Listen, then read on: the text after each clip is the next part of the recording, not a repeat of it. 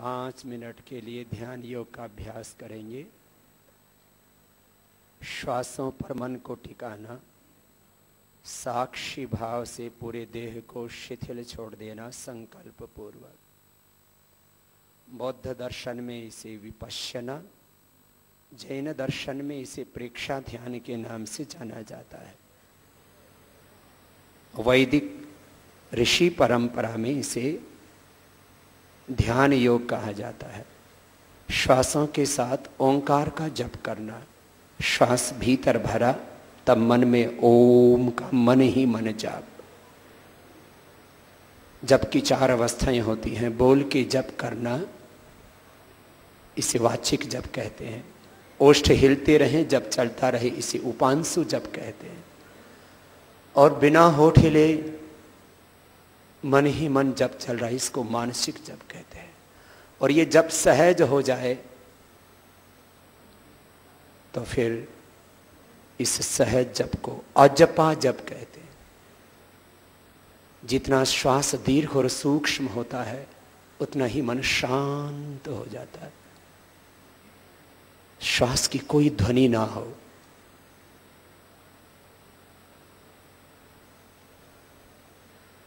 सामान्य स्थिति में 16 श्वास चलते हैं।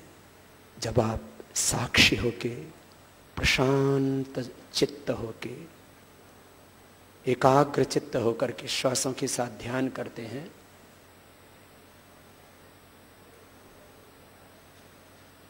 हर श्वास के साथ ओंकार का जप करते हैं तो 1 मिनट में 4 श्वास चलने लगते हैं। और ज्यादा शांत होंगे तो 1 मिनट में 2 ही श्वास चलने लगेंगे।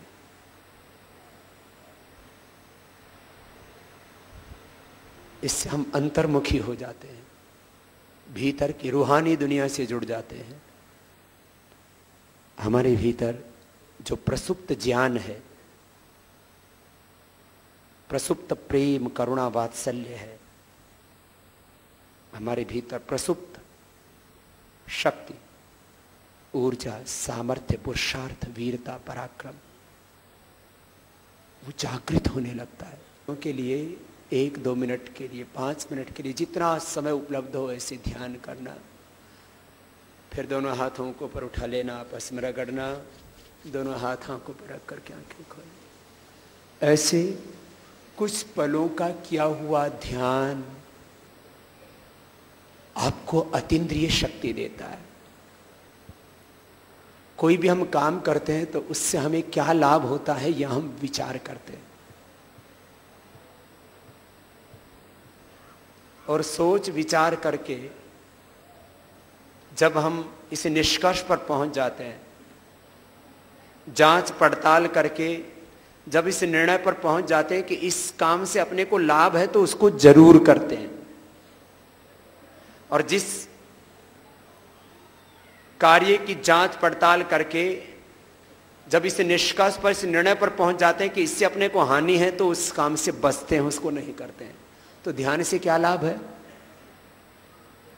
ध्यान से मैंने कहा जो पराशक्ति है उसके साथ जुड़ जाते हैं। थोड़ा इसको समझाने के लिए मैंने कहा, आज पूरे विश्व में मानव के अस्तित्व को लेकर के बहुत अनुसंधान हो रहे हैं। मैं बार बार कहता हूं, 1 cell equal to 1 body and 1 body equal to 1 universe. एक कोशिका में एक शरीर को पैदा करने का सामर्थ्य भौतिक रूप से। एक कोशिका एक शरीर के, एक पिंड के बराबर, एक पिंड इस ब्रह्मांड के बराबर। जो योगी पुरुष होते हैं वो शरीर से संतानें पैदा नहीं करते, उनका आभामंडल इतना बड़ा हो जाता है कि इस पूरे ब्रह्मांड में समष्टि की चेतना में वो समाहित हो जाते हैं और करोड़ों हाथ उनके साथ, करोड़ों कदम उनके साथ चलने लग जाते। यही है व्यक्ति का विराट होना। इसी को हमारे यहां कहा अहम ब्रह्मास्मि, मैं विराट हूं।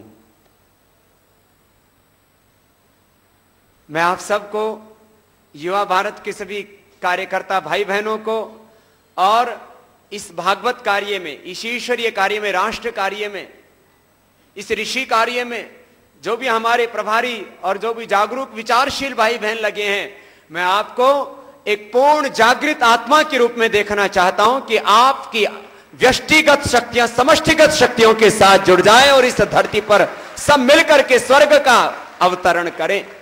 इसी को हमारे यहां पर कहा, इंद्रम वर्धंत अप्त्राह कणवंत विश्वमार्यम अपघ्नंतो रावणः माहवस्तेन ईशता।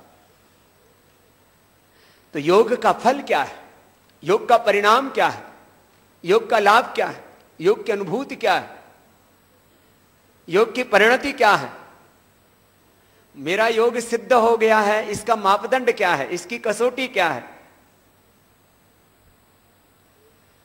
आपके भीतर ज्ञान है, और वो ज्ञान कितना है? सब वेद शास्त्रों ने भी कहा है, सबसे सुना है, सब तो झूठे नहीं है ना, वेद शास्त्र गलत तो नहीं है, सब ऋषि मुनियों का, सब पुरखों का, बड़ों का अनुभव झूठा तो नहीं है ना। सब कहते हैं हमारे भीतर अपरिमित ज्ञान है, असीम अनंत अथाह अनलिमिटेड क्या है बोलो? ज्ञान है। और असीम प्रेम करुणा वात्सल्य है कि नहीं बोलो? आज तक किसी ने प्रेम किया तो घट गया, कम पड़ गया? मैं तो सब बड़ों को, बुजुर्गों को अपने पिता तुल्य, श्रद्धामयी माओं को अपने मां के समान, और इन जवानों को अपने भाइयों के समान, सबके हाथों को अपना हाथ और सबको अपना ही स्वरूप मान करके हर पल जीता हूं। मेरा तो प्रेम कम नहीं हुआ, बल्कि और बढ़ता ही जा रहा है। और ये मेरा प्रेम, ये मेरी भीतर की करुणा ही मुझे ये कार्य करवाती है, ये सेवा करवाती है। जैसे आप अपने 2-4 परिजनों को सुखी देखना चाहते हो ना, कि इनके जीवन में खुशहाली आए, इनके जीवन में सुख समृद्धि आए, ऐसे मैं इन 125 करोड़ हिंदुस्तानियों के जीवन में सुख समृद्धि और खुशहाली देखना चाहता हूं। ये योग से बढ़ता है प्रेम, ये योग से बढ़ती है करुणा, ये योग से बढ़ता है भीतर का वात्सल्य, सबके प्रति कृतज्ञता का भाव। तुम कह रहा था हमारे भीतर ज्ञान है, हमारे भीतर प्रेम है, और कितना है? असीम अथाह अनंत अपरिमित अनलिमिटेड। तो वो भीतर का असीम अथाह अनंत असीमित ज्ञान, असीम अथाह अनलिमिटेड अपरिमित जो भीतर का प्रेम करुणा वात्सल्य, और अपरिमित भीतर का पुरुषार्थ, शौर्य, पराक्रम, वीरता, वो जागृत हो जाती है।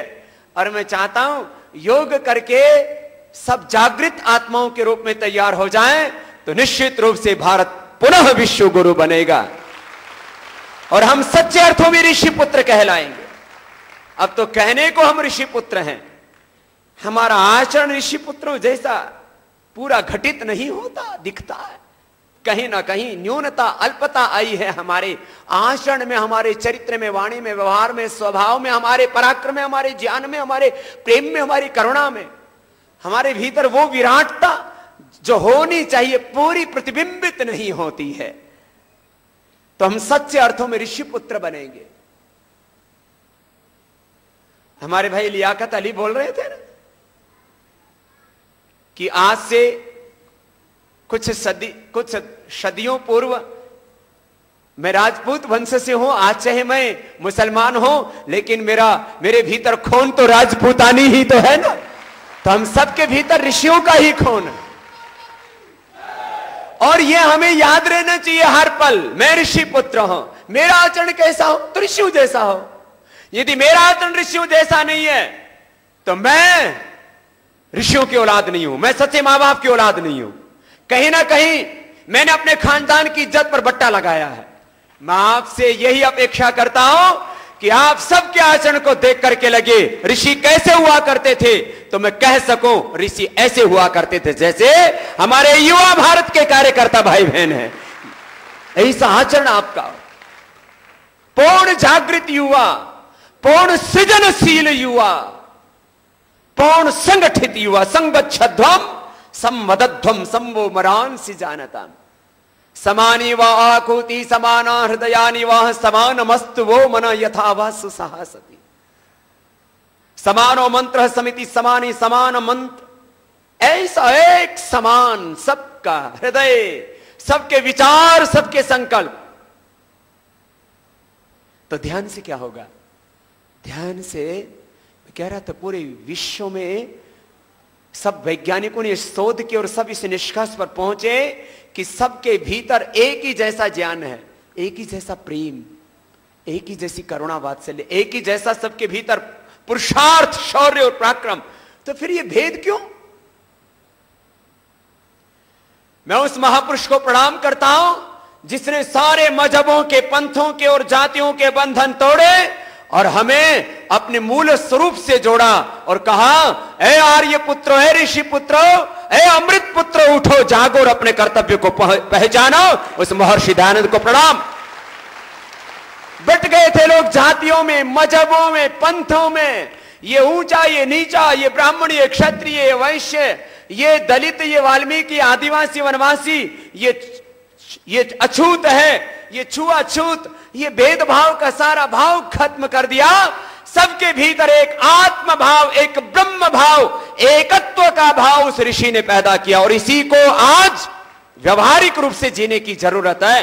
मैं आज सबसे यही अपेक्षा करता हूं कि सब भेदभावों को भूल करके एक ब्रह्म भाव, एक ब्रह्म भाव, एक आत्म भाव, एकत्व का भाव, यत्र विश्वम भवत्येक नीडम यस्तु सर्वाणि भूतानि आत्मन्येवानुपश्यति सर्वभूतेषु च आत्मानं ततो न विचिकित्सति यस्तु सर्वाणि भूतानि आत्मयुभूत विजानतः तत्र को मोहः कः शोक एकत्वम अनुपश्यत। ये दर्शन तो योग से, ध्यान से ये पैदा होगा और आज इसी की आवश्यकता है।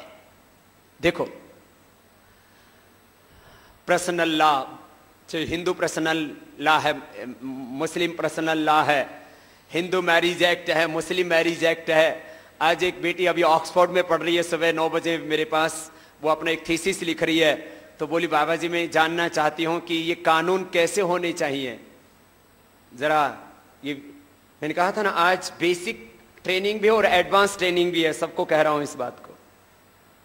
विश्व की व्यवस्थाएं कैसे होनी चाहिए, हम कहते हैं ना व्यवस्था परिवर्तन। कैसी व्यवस्था? ऐसी व्यवस्था जो विवेकपूर्ण हो, ऐसी व्यवस्था जो न्यायपूर्ण हो। नोट कर लो, भूल जाओगे ये बात, गहरी बातें निष्कर्ष के रूप में, निचोड़ के रूप में कह रहा हूं। ये ऐसी व्यवस्था जो विवेकपूर्ण हो, ऐसी व्यवस्था जो न्यायपूर्ण हो, ऐसी व्यवस्था जो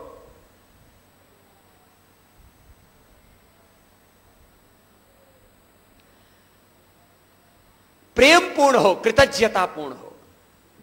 व्यवस्था के केंद्र में 4 चीजें होनी चाहिए: विवेक, नॉलेज, विजडम, साइंस उसके मूल में हो। उसको बोला जाता है वैज्ञानिक, सार्वभौमिक, जो तर्क, तथ्य, प्रमाण, युक्ति के व्यवहार की कसौटी पर खरे उतरती हो। ऐसी परंपराएं हो, ऐसी मान्यताएं हो, ऐसी अवधारणाएं हो, ऐसे कानून हो, ऐसी व्यवस्थाएं हो। क्या कहा? ऐसी व्यवस्था, ऐसे कानून, कैसे लॉ हो, लॉ एंड ऑर्डर कैसा हो, सिस्टम कैसा हो, पॉलिसीज कैसी हो, कानून कैसा हो। लॉ माने कानून। हमारे कानून कैसे हो, व्यवस्था, हमारा सिस्टम कैसा हो, शिक्षा व्यवस्था, चिकित्सा व्यवस्था, कानून व्यवस्था, परिवार व्यवस्था, समाज व्यवस्था, शासन व्यवस्था कैसी हो हमारी। उसके केंद्र में कितनी चीजें हो? 4। क्या क्या? एक तो उसके केंद्र में ज्ञान होना चाहिए, ज्ञान कहो, विवेक कहो, नॉलेज, विजडम, नाम दे दिए जाते हैं अलग अलग। वो विवेकपूर्ण व्यवस्थाएं होनी चाहिए। दूसरी, न्यायपूर्ण व्यवस्थाएं होनी चाहिए।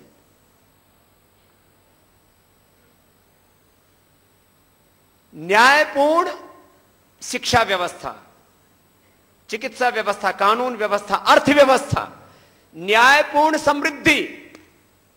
समृद्धि तो हो रही है चारों तरफ, प्रॉस्पेरिटी तो आ रही है, लेकिन उसमें जस्टिज्म नहीं है, न्याय नहीं है।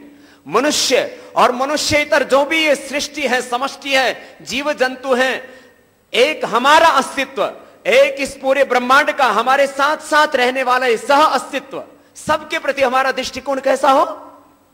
न्यायपूर्ण। हमारे साथ भी न्याय हो, गाय के साथ भी न्याय हो, उसकी हत्या ना हो, भैंस के साथ भी न्याय हो, उसकी हत्या ना हो। एक मेरे से बोलो, बाबा आप गो हत्या तो बंद कराना चाहते हो, क्या भैंस के साथ कोई वैर है आपका? मैंने कहा नहीं, हम भैंस को भी नहीं मारने देना चाहते। जितना हमें जीने का अधिकार है, गाय, भैंस, भेड़, बकरियों सहित इस सारी सृष्टि के जीवों को न्यायपूर्ण जीने का हक है। वो हक नहीं छीनना चाहिए किसी का भी। यही हमारी संस्कृति है। हम खुद को आर्यपुत्र, ऋषिपुत्र, भारत माता की संतानें कहने वाले यदि मौन होकर के बैठ जाए तो फिर गीता का वो श्लोक याद आता है। योगेश्वर भगवान श्री कृष्ण अर्जुन से कहते हैं, ए अर्जुन, माना कि तेरे सगे संबंधी है, लेकिन अब तू क्लैब्य मास में नपुंसकता छोड़। बहुत कड़वा शब्द है। क्लैब्य मास में गमा पार्थ, ए पार्थ, ये नपुंसकता की बातें छोड़। नैतत्व उपपद्यते, ये तुझे शोभा नहीं देता है। क्षुद्रम हृदय दौर्बल्य, अपने हृदय की क्षुद्रता, संकीर्णता को छोड़, निराशा, अकर्मण्यता, कुंठा से बाहर निकल। क्लैब्य मास में गमा पार्थ नैतत्व उपपद्यते, क्षुद्रम हृदय दौर्बल्यम त्यक्त्वा उत्तिष्ठ परंतप। वही महाजीवाओं को कहूंगा, उत्तिष्ठता जागृता।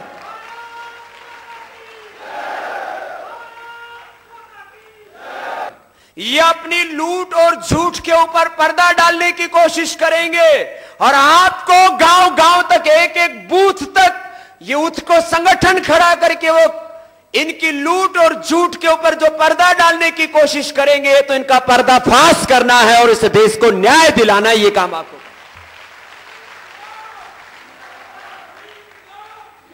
तो बस एक वाक्य की लड़ाई है, वो अपनी लूट और झूठ पर पर्दा डालने की कोशिश करेंगे। निष्कर्ष के रूप में है ये लिख लेना, और इसी लाइन पर काम करना है। ये रणनीति है, ये कार्य योजना है, ये स्ट्रैटेजी है, ये पॉलिसी है, ये आगे की जो है आपकी लाइन है काम करने की। यह निष्कर्ष है, यह निर्णय है हमारा कि वो अपनी लूट और झूठ के ऊपर पर्दा डालने की कोशिश करेंगे और हमें उनकी लूट और झूठ का क्या करना है? पर्दाफाश करना है। और यह काम हमने कर दिया तो सत्ता भी बदलेगी और व्यवस्था भी बदलेगी। यह काम करना। और व्यवस्था कैसी होगी फिर? न्यायपूर्ण समृद्धि, सबके जीवन में समृद्धि आएगी। यह है व्यवस्था परिवर्तन। ये कोई कानून नहीं है, ये एक पूरी व्यवस्था, एक पूरा समाज, समृद्धिपूर्ण समाज, वैभवशाली समाज, सबके जीवन में खुशहाली, कोई भूखा दरिद्र ना रहे, ऐसा समाज। पांच वाक्य हैं और इसको उतार लेना अपने जिहान में। और एक जिद, एक हठ, एक जुनून कि मुझे ऐसा करना ही है, मैंने तो ठान लिया है, मैं इस धरती पर जिंदा हूं। विजनलेस लोगों को सत्ता के सिंहासन पर नहीं बैठने देना है, जिनको अपने वतन से प्यार नहीं है। उनको हमारे रहते यदि सत्ता मिल जाती है तो लानत है हमको। कैसे ऋषि पुत्र हम, कैसे हम ऋषियों की संतान, कैसे हम रामकृष्ण के वंशज, कैसे हम हिंदुस्तानी, कैसे हम माता भूमि पुत्र, हम पृथ्वी का उद्घोष करने वाले भारतीय। विचारशील और जागरूक ऐसे नागरिक चाहिए जो सोचे कि आखिर ये कैसे ठीक होगा सब कुछ। न्यायपूर्ण समृद्धि क्या होना चाहिए बोलो? सबके जीवन में समृद्धि आए। 125 करोड़ हिंदुस्तानियों का बराबर का हक है इस देश की सारी संसाधनों पर, संपत्ति पर। जल, जंगल, जमीन, भू संपदा और बजट के माध्यम से जो लूट मची हुई, बहुत दर्द होता है। तुम्हारे घर में चोरी होती है 1-2 लाख रुपए की, 1-2 करोड़ की, तो दर्द होता है तुमको। मेरा सब कुछ लूट लिया। मेरा घर जैसे लुटता है तो मुझे पीड़ा होती है, ऐसे ही जब मेरा देश लुटता है तो मुझे पीड़ा होती है। मैं इसको लूटने नहीं दूंगा और जो लूटा है वो वापस लूंगा, ये मेरा हक। ये न्याय है। बच्चे कहते तो हैं वी वांट जस्टिस, ये है justice. This is justice for nation, this is justice for me and this is justice for everyone. ये है जस्टिस। न्यायपूर्ण क्या बोला? समृद्धि। दूसरा न्यायपूर्ण स्वामित्व। प्रॉस्पेरिटी होनी चाहिए, खुशहाली होनी चाहिए, सुविधाएं संसाधन वैभव होना चाहिए, लेकिन वो न्यायपूर्ण तरीके से, अन्यायपूर्ण तरीके से नहीं, नाजायज तरीके से नहीं। न्यायपूर्ण समृद्धि, न्यायपूर्ण स्वामित्व। लैंड, बैंक बैलेंस, कार, साधन, सोना चांदी रखो सब, लेकिन स्वामित्व कैसा होना चाहिए? न्यायपूर्ण। समृद्धि, समृद्धि का अर्थ होता है जितनी हमारी जरूरत है उससे थोड़ा ज्यादा हमारे पास होना चाहिए, जिससे हम सेवा कर सकें। हमारे पास 2 कार हैं तो हमारे पास में 3 कार खड़ा करने के लिए जगह हो। हमारे पास, हम जितने घर में लोग रहते हैं तो एक घर हमारे पास में, एक मकान, एक कमरा ज्यादा हो कि कोई अतिथि आकर के रह सके। हमारे पास में 4 रोटी हम खाते हैं तो हमारे पास में 6 रोटी बढ़ाने का सामर्थ्य होना चाहिए, जिससे कोई अतिथि आए तो उसको हम खिला सके। हमारे यहां यही तो बोलते थे ना, साईं न दीजिए जामे कुटुंब, मैं भी भूखा ना रहूं और ऐसा साधु न भूखा जाए। ऐसी ये समृद्धि की परिभाषा थी हमारे यहां। शास्त्रों की बात को मैं सामान्य शब्दों में कह रहा हूं। न्यायपूर्ण समृद्धि, न्यायपूर्ण स्वामित्व, न्यायपूर्ण भागीदारी। 1 से 2% लोगों ने सत्ता में, व्यवस्था में कब्जा किया हुआ है। जुडिशरी में, ब्यूरोक्रेसी में, पॉलिटिक्स में, कॉर्पोरेट्स में, एग्रीकल्चर में, इंडस्ट्री में, सब जगह, एजुकेशन में, हेल्थ में।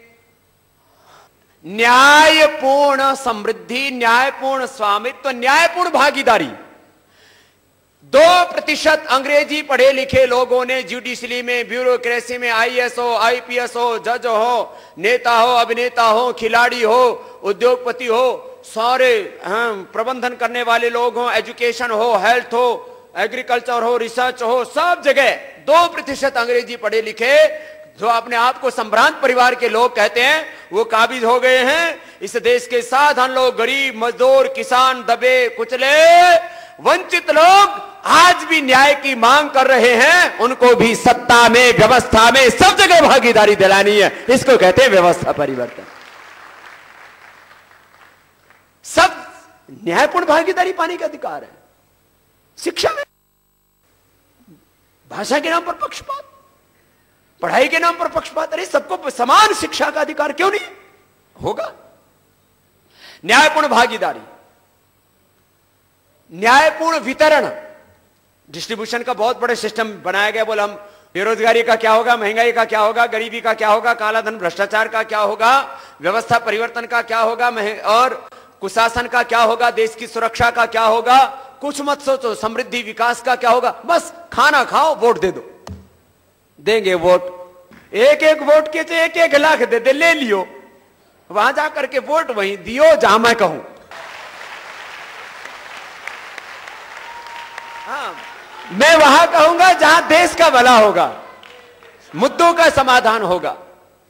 एक बोले बाबा आजकल राजनीति में सांप्रदायिकता को मुद्दा बनाया, सस्ता खाना को मुद्दा बनाया जा रहा है, राम को मुद्दा बनाया जा रहा है।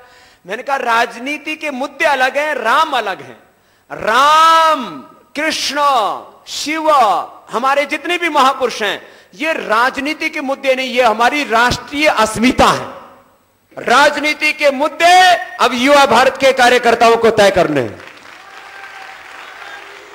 इस देश के वोटर्स को तय करने हैं, इस देश की जागरूक विचारशील जनता को देश की राजनीति के मुद्दे क्या होंगे वो तय करेंगे। ये तय करते हैं सांप्रदायिकता, गैर सांप्रदायिकता। अरे इस देश के लोग जन्म से, स्वभाव से ही गैर सांप्रदायिक हैं, पंथ निरपेक्ष हैं। और न्यायपूर्ण समृद्धि, न्यायपूर्ण स्वामित्व, न्यायपूर्ण भागीदारी, न्यायपूर्ण वितरण, और 5वीं बात न्यायपूर्ण उपभोग, उपयोग। सारे संसाधनों को लूट रहे हैं, सारी प्रकृति का विनाश करने पर तुले कि बस मेरे पास में $multi-million, सब संख्या बढ़ाने की होड़ लगी हुई है। दुनिया के करोड़पतियों की सूची छप, पहले दुनिया में तपस्वी लोगों की सूची छपती थी, अब दुनिया के फोर्ब्स पत्रिका हो, ये पत्रिका हो, दुनिया के अमीर लोगों की सूची छपती है।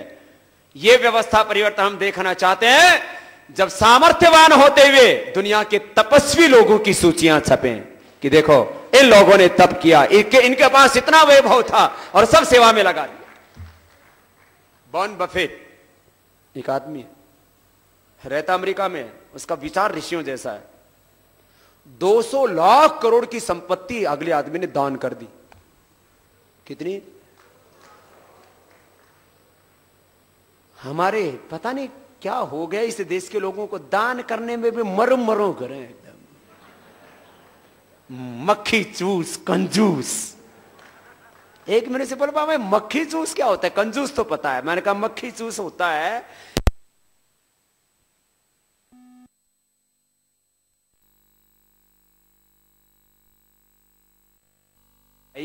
और फेंक दी और फिर चाय पी ली। बोले क्या हो गया, इसने भी तो एक घूंट मारी है, मैं पी लेता हूं, बाकी क्या बिगड़ गया इसका।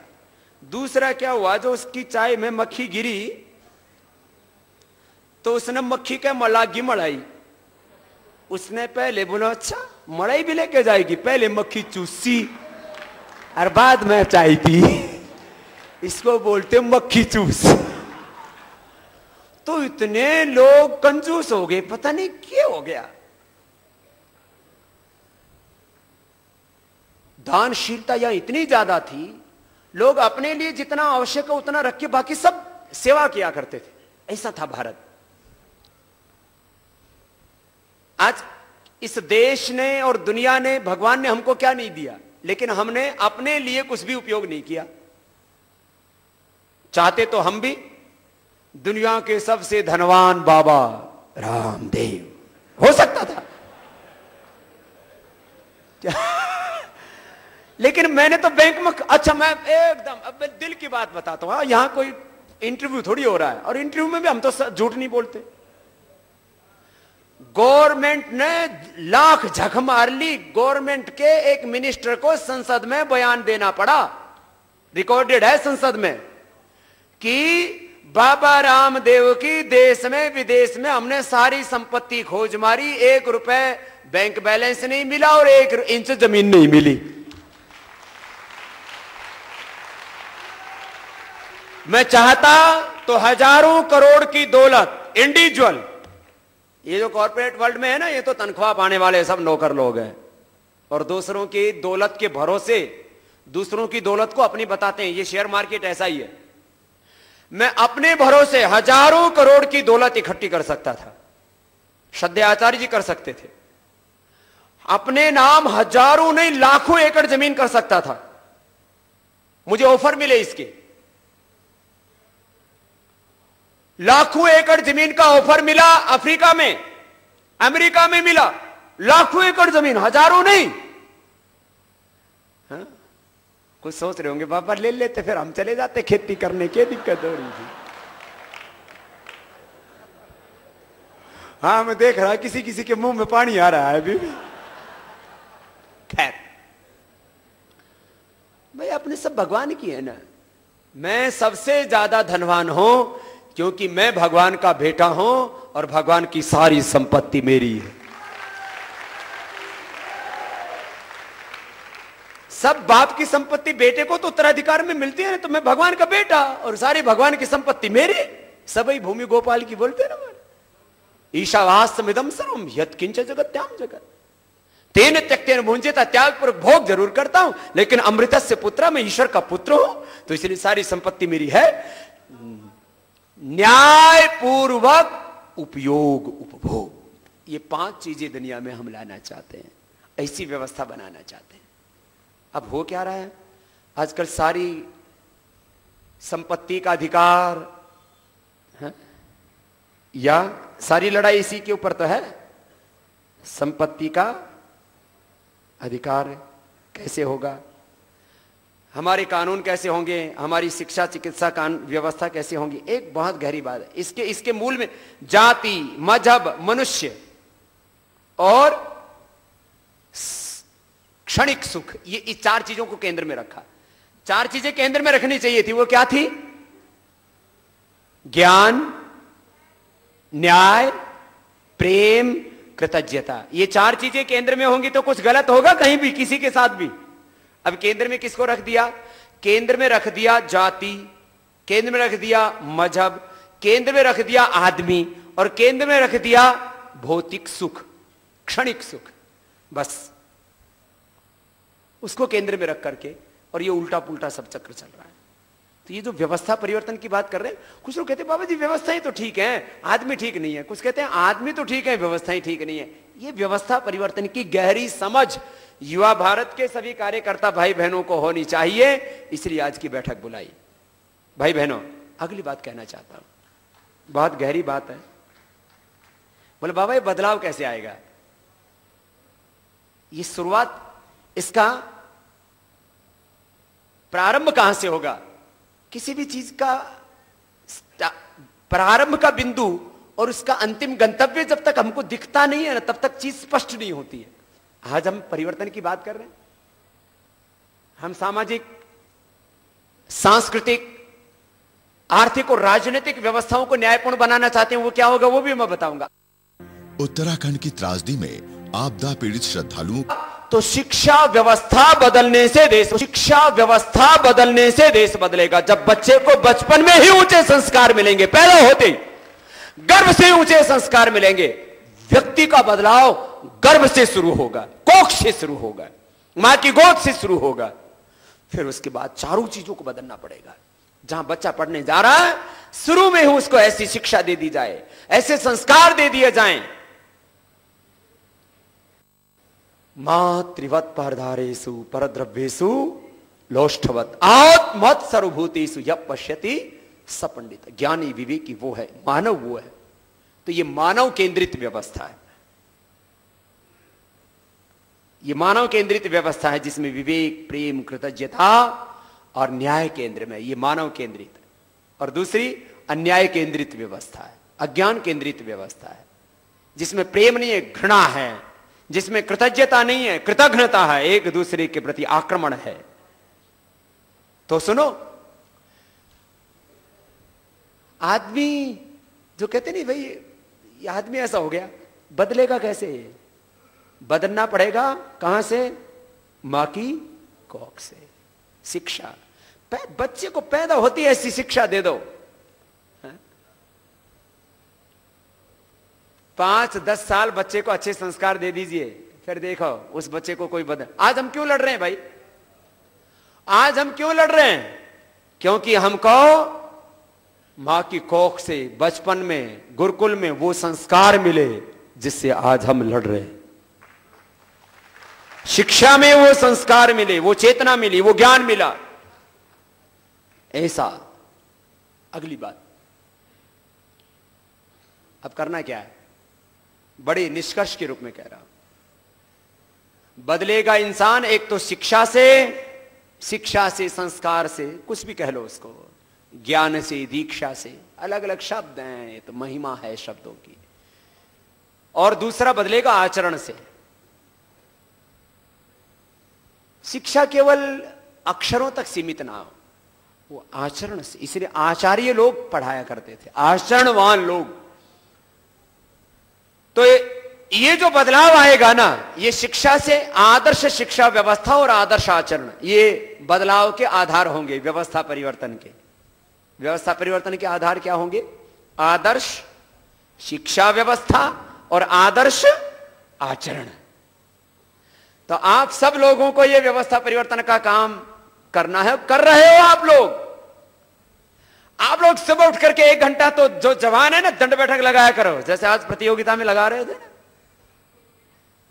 अब 5 मिनट में 250 दंड बैठक लगा दी।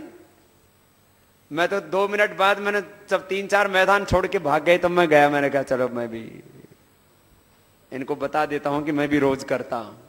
मैं तो रोज करता ही हूं। सुबह उठ करके सारे जवान व्यायाम करे, एक भी हिंदुस्तान का व्यक्ति कमजोर ना हो, सारा भारत सबल बने। यह है युवा भारत का लक्ष्य। सबल भारत, चरित्रवान भारत, प्रज्ञावान, विवेकवान भारत। ऐसा ऐसा सबल, चरित्रवान, प्रज्ञावान, आचरणवान भारत, ऐसा भारत बनाना है युवा भारत को। लोग देखते ही कहें अरे जीवन होता है ऐसा, देखो जवानी, देखो इसका चरित्र, देखो इसका ज्ञान, देखो इसका आचरण कितना उन्नत है, ऐसे ही बनना है अपने को। आपके साथ अपने बच्चों को जोड़ दें लोग, हर स्कूल, कॉलेज, यूनिवर्सिटी में, हर गांव, गली, मोहल्ले में।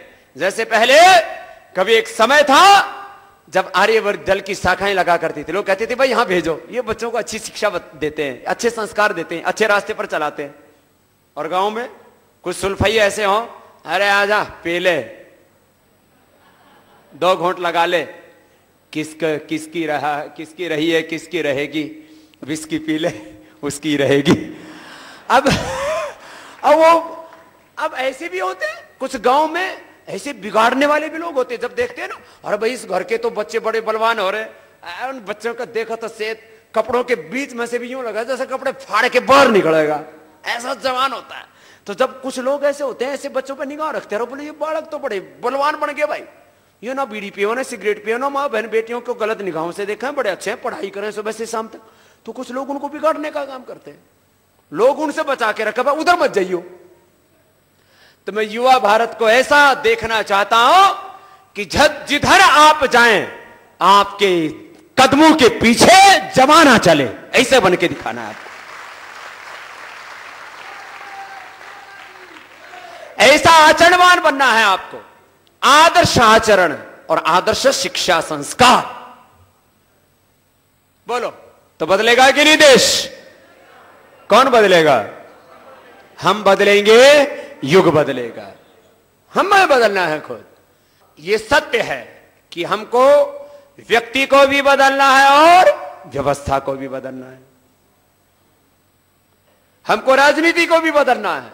क्योंकि आज सारी चीजों को कंट्रोल कौन करती है? सत्ता, राजनीति। एजुकेशन सिस्टम कैसा होगा, कौन तय करता है? आपके बच्चे क्या पढ़ेंगे, ये कौन तय करता है? राजनीति तय करती है। हमारे खेतों में क्या डाला जाएगा, यूरिया डालेंगे, डीएपी डालेंगे या खाद गोबर डालेंगे, ये तय कौन कर रहे हैं? ऊपर बैठे हुए लोग तय कर रहे हैं। इसको डालो, इससे उपज बढ़ेगी, आमदनी बढ़ेगी, उसकी फैक्ट्रियां लगा देते हैं, उसका प्रचार करते हैं। हम क्या खाएंगे? बदमाशों ने अंडा बेचने वाला ही कॉर्पोरेशन बना दिया, और उसमें संडे हो या मंडे रोज खाओ अंडे। हमारी दादी 100 साल की थी तो दूध में रोटी बूर के खाया करे थी, और एकदम गिच से घी का हलवा, और 100 साल जी, उसका कोलेस्ट्रॉल बढ़ा ही नहीं, उसको हार्ट अटैक हुआ ही नहीं। तो हम क्या खाएंगे ये तय कौन कर रही है? सत्ता, राजनीति। हम क्या पढ़ेंगे ये तय कौन कर रही है? राजनीति। गाय को काटना चाहिए कि नहीं काटना चाहिए, यह तय कौन कर रही है? देश की अर्थव्यवस्था, देश की शिक्षा व्यवस्था, देश में कानून कैसे होंगे, यह तय कौन कर रही है? सारे पाप छुपा रहे हैं और सारे धर्म का कत्ल करने में धर्म को मिटा रहे हैं। ये कार्य सारे कानून ऐसे बना दिए, व्यवस्थाएं ऐसी बना दी। तो अब ये सत्ता भी बदलनी है, ये राजनीति भी बदलनी है, और उसके लिए चरणबद्ध चलना है। कैसे? अब राजनीति बदलने के लिए क्या होना चाहिए? एक अच्छा प्रधानमंत्री देश को चाहिए, और कम से कम 300 सांसद चाहिए। अब हिंदुस्तान में डायरेक्ट तो प्रधानमंत्री का चुनाव होता नहीं, इसलिए 300 सांसद भी चाहिए, और उनमें से एक अच्छा आदमी चाहिए जो अपने मुद्दों से सहमत हो, जो देश से प्यार करता हो। एक बोला, बाबा जी आप इतने बड़े परिवर्तन की बात करते हो और फिर मोदी को समर्थन क्यों दे दिया? मैंने कहा भाई मोदी से हमारा कोई कनेक्शन नहीं है, कोई उसके साथ में कोई रिश्तेदारी नहीं है। अब बाबा हो गए तो रिश्तेदारी किसकी, और ना उसका कोई कुनबा, वो भी बाबा और हम भी बाबे।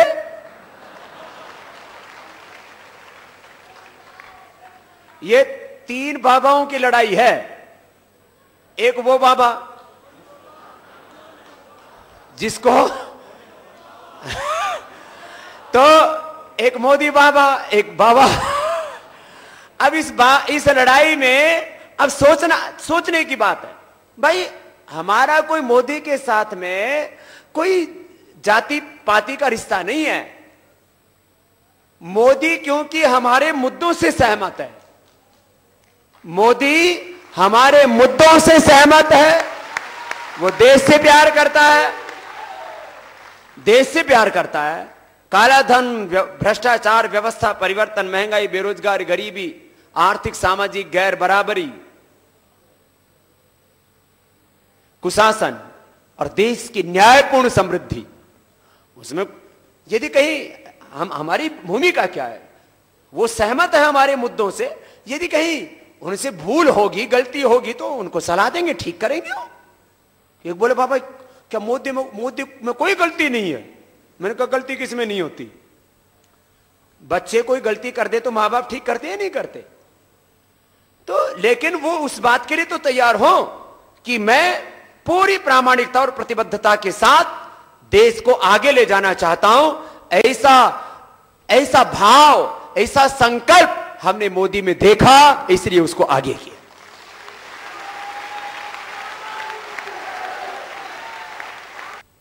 तो बात यह है, फिर ये बदलेगा कैसा? हमको क्या चाहिए? एमएलए बनना है, एमपी बनना है, देश को बनाना है, यह भाव होना चाहिए। भाई एमपी तो 543 लोग बने और उसमें भी 300 बढ़ जाए बतेरे, तो भाई त्याग से परिवर्तन आता है, याद रखना। कभी भी लोभ से परिवर्तन नहीं आया है। आज मैं जहां बैठा हूं, मैं प्रामाणिकता से इस बात को कह सकता हूं। मैंने कहा भी था और अभी भी, ये तो राजनीति की शतरंज हमने भी देख लिया, इसलिए हम एक एक बात को तोल तोल के कह रहे हैं। बाकी जगह एकदम बेबाक बोलते हैं, सबको पता है, बाबा खरी खरी सुनाता है। लेकिन कोई राजनीति की बात पूछे तो मैं क्या बोलता हूं? बोले बाबा राजनीतिक विकल्प का क्या होगा? मैंने कब कहा कि राजनीतिक विकल्प के द्वार बंद हो गए? फिर बोले बाबा आपने तो मोदी का समर्थन कर दिया, बीजेपी का क्या होगा? मैंने कहा बीजेपी का बाद में बताएंगे। फिर बोले बाबा ये है चल क्या रहा है? मैंने कहा ये ठीक चल रहा है। जिसका पता नहीं लगता उसी को तो राजनीति कहते हैं। जिसका राज ही खुल गया वो राजनीति कैसी?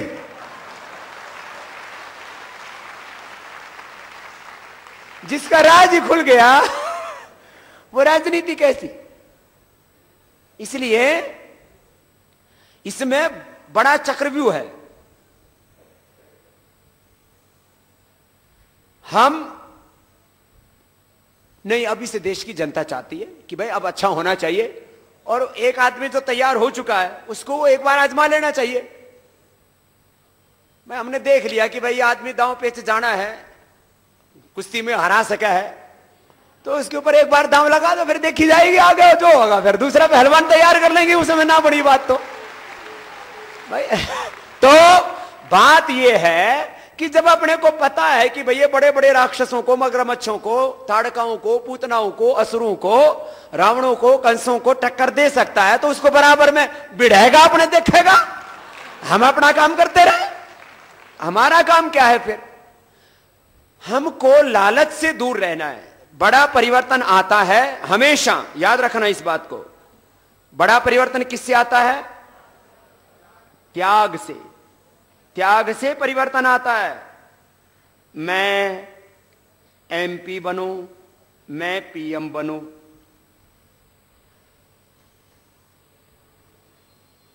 ये तो दुनिया है भाई, ये जिधर घुमाओ उधर घूम जाती है। आपके पास सामर्थ्य होना चाहिए। अब मुझे न सीएम बनना है, न एमपी बनना है, न पीएम बनना है, मुझे तो देश को बनाना है और देश को बचाना है। कभी स्वप्न में भी विचार नहीं आया। मैं कह रहा था कभी स्वप्न में भी एक बैंक खाता खोलने का ही विचार नहीं आया। बैलेंस तो आगे की बात है। कभी विचार ही नहीं आया कि अपने कोई जमीन होनी चाहिए। भाई नारम चिंतयेत प्राज्यो धर्मम एकम ही चिंतयेत आहारो ही मनुष्याणाम जन्मना सहजायते। तो थोड़ा भी कोशिश कर लेता है, खाना तो उसको मिल जाता है। चींटी से हाथी तक सबका पेट भरता है। पैदा होने से पहले मां के स्तनों में दूध उतर आता है। इसलिए ये क्या खाने खुने की बातें करते हो, बड़ी सोचो और बड़ा करो। मैं बात ये कर रहा था, फिर राजनीतिक परिवर्तन कैसे होगा, इसकी रूपरेखा क्या होगी। तो 2014 की रूपरेखा तो ये है कि मोदी जी ने अपने समस्त मुद्दों पर पूर्ण सहमति व्यक्त की है, और एक बार नहीं, दो बार नहीं, सैकड़ों बार बात करके, ऐसे नहीं कच्चा काम नहीं किया। हाँ, पहले कच्चा खा लिया एक बार, अब दोबारा कच्चा काम नहीं होगा।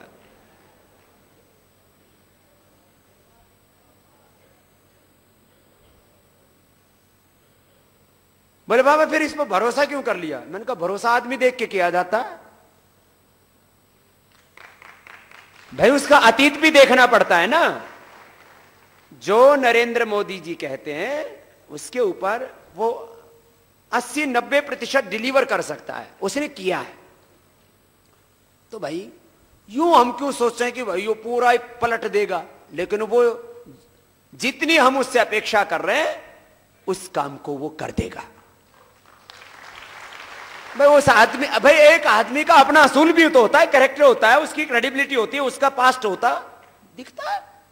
अब हमें क्या करना है, तो हमें अब 300 MP, ठीक है हमने ऊपर वाला तो बना दिया, नीचे वाले भी तो चाहिए। 300 आदमी अब भेजने बा, तो सुन लो हरियाणा वालों, यहां बहुत पार्टी है और यहां पर भी बहुत तरह की उथल पुथल चल रही है। अब अपने को नेशनल वोट बैंक बनाना है। वो कैसा होगा, हर एक बूथ पर 1 बूथ 11 यूथ, एकदम मजबूत जवान, हर एक बूथ के ऊपर जिस दिन लोकसभा के लिए वोटिंग हो खड़े रहे, और हर आदमी से कहें, उससे पहले घर घर जाकर के कहें 2 महीने चुनाव के समय यही काम करना है, छुट्टी ले लेंगे कोई बात नहीं, जो बिजनेस व्यापार करते हैं 2 महीने बाद में कमा लेंगे, हिंदुस्तान बचेगा तो सब कुछ ठीक हो जाएगा। 2 महीने तक घर घर जाकर के पहले बताना है कि किस तरह से वो अपनी लूट और झूठ पर पर्दा डालने की कोशिश करेंगे। हमें उनकी लूट और झूठ का पर्दाफाश करना है और वोटों का पोलराइजेशन करना है। लोगों को कहना भाई अब तक तो तुम अपनी मर्जी से वोट दे रहे थे 67 सालों से, इस बार जो है हमारे कहने से सच्चाई के लिए वोट दे दो, देश के लिए वोट दे दो, इससे देश को गरीबी से, भूखमरी से, बेरोजगारी से, महंगाई से बचाने के लिए, सबके खुशहाली के लिए वोट दे दो, तो लोग देंगे। देखो एक बोले बाबा इतने आश्वस्त क्यों हो, आप तो देखते हैं तो ऐसे दिखते होगी जैसे सारी दुनिया बदल दोगे। मैंने कहा बदलेंगे क्यों नहीं बदलेंगे, निराश क्यों होते हो। सबके भीतर आत्मा है और आत्मा हमेशा सच का साथ देता है, याद रखना। बस एक आवाज, एक पुकार उठनी चाहिए, एक वातावरण मिलना चाहिए उसका। वेश्या भी नहीं चाहती कि उसके बेटे और बेटियां इस पाप में फंसे।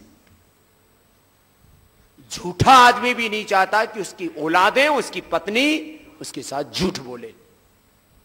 चोर और लुटेरे भी नहीं चाहते कि उनका सामान कोई चोर के ले जाए, लूट के ले जाए।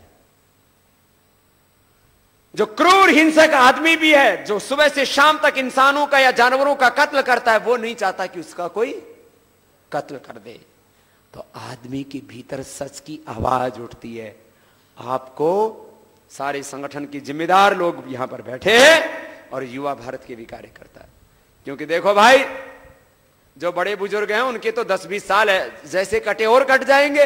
अरे भाई अपने को तो आगे 50 साल की सोचनी है। हमें 2014 का भी प्लान बनाना है और आगे के 50 वर्षों का मास्टर प्लान भी बनाना है और पूरे विश्व पर छा जाना है, ऐसा संकल्प होना चाहिए।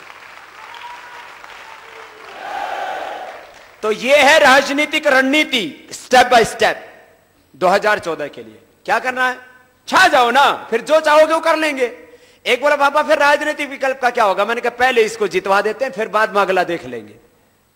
अपना एक चरण तो पूरा कर लो ना, अपनी तैयारी पूरी रखो। भाई हमने खेत में उसका पानी भी दे के रखा हुआ है, हल भी है हमारे पास में, बीजने के लिए बीज भी हैं, सारी चीजें, कभी भी फसल कर लो। सामान पूरा तैयार रहना चाहिए। अपने घर में चीनी रखो, अपने घर में सूजी रखो, मीठा रखो, पानी रखो और गर्म करने के लिए चूल्हा गैस रखो, जब चाहो तब हलवा बना लो। की दिक्कत हो रही है? तो अपने को भाई माल तैयार रखना है, जब चाहेंगे तब पका लेंगे। कुछ समझ में आई? ये राजनीति कहां से चलती है? ये राजनीति चलती है बूथ से। मैंने कहा जब तक किसी चीज को आर पार नहीं देखोगे ना, तब तक भ्रम रहेगा। राजनीति कहां से चलती है? बूथ से चलती है। वहां से वोट डलता है ना, उसका हिंदुस्तान होगा, वो हिंदुस्तान पर राज करेगा। तो हिंदुस्तान पर राज कौन करेगा? जो बूथ पर यूथ होगा। तो इसके लिए आज युवा भारत की बैठक बुलाई है। एक आपको तो चरित्रवान बनना ही हो, पहले वो बात की, लेकिन देश को बनाने के लिए, देश को बचाने के लिए, काला धन लाने के लिए, भ्रष्टाचार मिटाने के लिए, महंगाई, बेरोजगारी, गरीबी, आर्थिक, सामाजिक गैर बराबरी, कुशासन और सब इस दरिद्रता का अंत करने के लिए यह है मैकेनिज्म। कहां से चलता है राजनीति का? बूथ से चलता है। तो देश पर राज कौन करेगा? जो बूथ पर मजबूत होगा। जो देश पर राज कौन करेगा? जो बूथ पर मजबूत होगा। उत्तराखंड की त्रासदी में आपदा पीड़ित श्रद्धालुओं